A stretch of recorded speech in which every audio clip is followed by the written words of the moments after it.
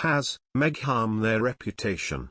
Sussexes warned too much kiss and tell, public turning back upon them.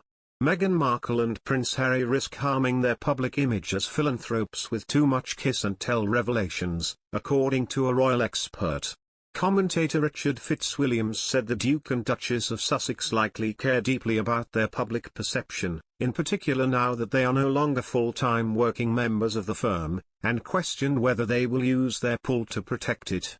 He told The Sun, "Meghan and Harry have an interest in having a portrayal where they are philanthropic. And there's nothing philanthropic about too much kiss and tell. Especially with the passing of the Queen. They would be worried about their public perception. In America, the Queen was enormously respected and they know that.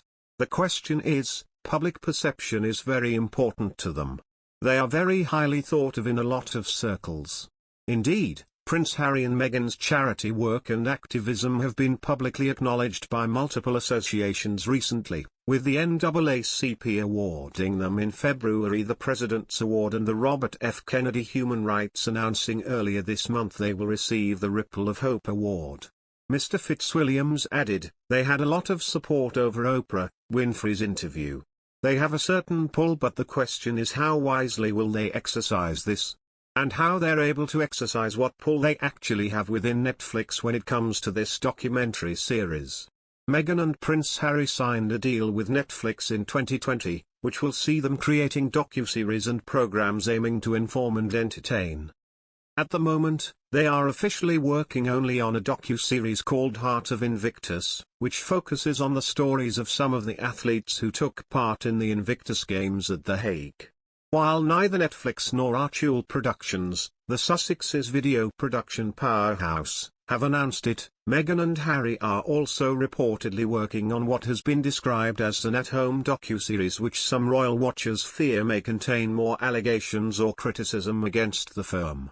Mr. Fitzwilliams added, "Whether they speak out on The Crown will surely have an effect on public perception of them.